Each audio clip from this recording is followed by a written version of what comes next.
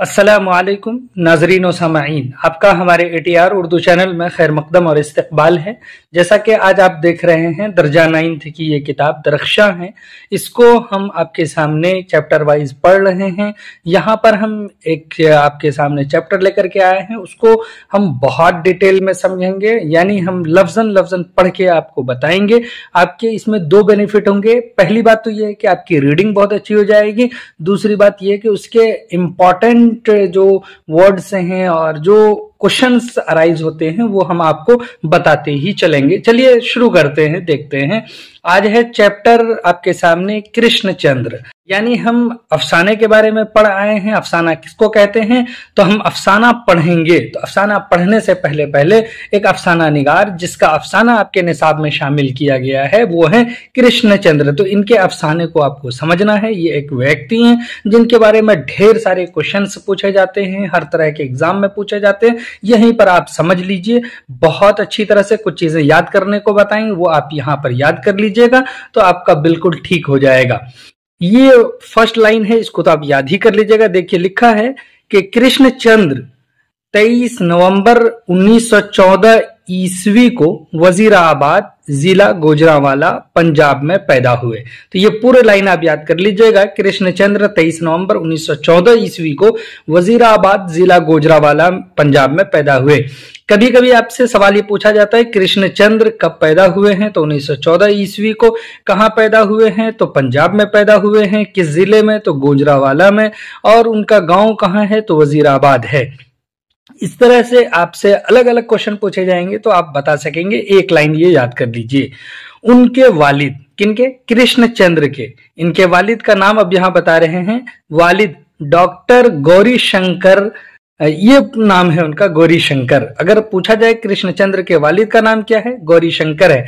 भरतपुर और पूंछ ये कहां पर है, कश्मीर में। तो पूंछ में मेडिकल अफसर थे। तो उनके वालिद, अगर पूछा जाए कृष्णचंद्र के वालिद किस ओहदे पर फाइज थे, तो मेडिकल अफसर के ओहदे पर फाइज थे। तो आप समझ ही गए हैं कि ये ओरिजिनल वाले डॉक्टर थे, ये PhD वाले नहीं। जो आप MBBS करते हैं वो इन्होंने के उस तरह के ये डॉक्टर हैं। तो डॉक्टर गौरी शंकर भरतपुर और पूंछ कश्मीर में मेडिकल अफसर थे। कृष्णचंद्र की इब्तिदाई तालीम पूंछ, अब इब्तिदाई तालीम कहाँ हुई, क्योंकि उनके वालिद पूंछ कश्मीर में मेडिकल अफसर रहे थे, तो वहीं पर पूंछ जम्मू कश्मीर में हुई। 1930 ईस्वी के बाद आला तालीम के लिए लाहौर गए। तो आप कब लाहौर गए हैं, 1930 ईस्वी के बाद। क्यों, आला तालीम के लिए। अब आपसे अगर पूछा जाए कि आला तालीम के लिए कृष्णचंद्र कहाँ गए, तो लाहौर गए थे। और फॉरमैन क्रिश्चियन कॉलेज में दाखिला लिया। तो अब याद रखिए किस कॉलेज में लाहौर में दाखिला लिया है, फॉरमैन क्रिश्चियन कॉलेज में। 1934 ईस्वी में पंजाब यूनिवर्सिटी से अंग्रेजी जुबान में MA किया। तो आपने किस जुबान में MA किया है, अंग्रेजी जुबान में किया है, इंग्लिश लिटरेचर में किया। और 1937 ईस्वी में वकालत का इम्तिहान पास किया। वकालत मतलब एडवोकेट का इम्तिहान, एग्जाम दिया, उसको पास किया आपने। उनको मुलाजमत के बंधन में जकड़ी जिंदगी पसंद नहीं थी। मुलाजमत यानी जॉब वाली जिंदगी जो उससे बांध देते हैं वो पसंद नहीं थी। फिर भी 1939 ईस्वी में ऑल इंडिया रेडियो लाहौर में प्रोग्राम असिस्टेंट के तौर पर मुलाजमत की। आपने मुलाजमत आखिर की, लेकिन किसमें, ऑल इंडिया रेडियो लाहौर में।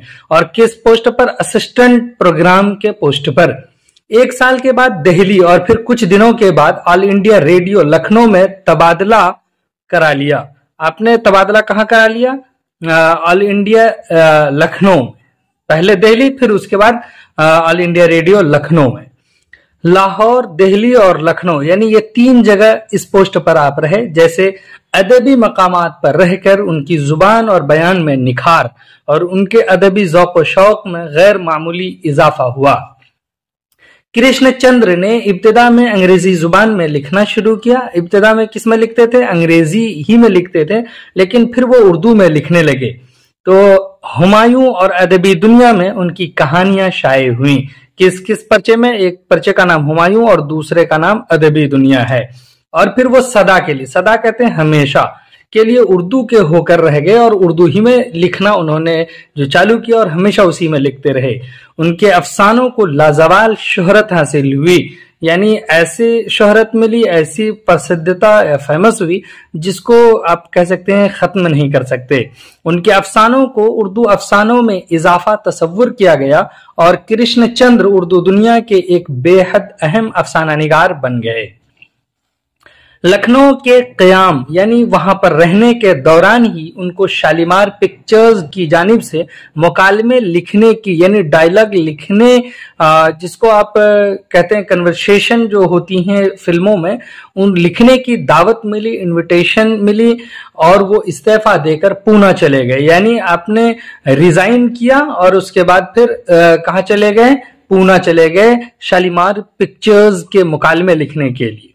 फिर बाद में मुस्तकिल तौर पर मुंबई में सुकूनत इख्तियार कर ली। आप कहां पर रहने लगे? यानी परमानेंटली, मुस्तकिल कहते हैं परमानेंट को, और सुकूनत आप यानी रहने को, क़याम करने को। 1969 ईस्वी में, ये याद रखिएगा, हुकूमत हिंद की जानिब से उनको पद्म भूषण के एजाज से नवाजा गया। उनको ये सम्मान दिया गया पद्म भूषण। और कब दिया? 1969 ईस्वी में। क्यों दिया गया? तो कह रहे हैं कि और दूसरे कई इदारों की तरफ से भी उनकी अदबी खिदमात का एतराफ किया गया। अदबी खिदमात के एवज में उनको पद्म भूषण का एजाज दिया गया था। कृष्णचंद्र की तकरीबन 80 किताबें शाये हुई हैं। उन्होंने अफसानों के अलावा नॉवेल, ड्रामे, रिपोर्टाज और मजामीन तहरीर किए।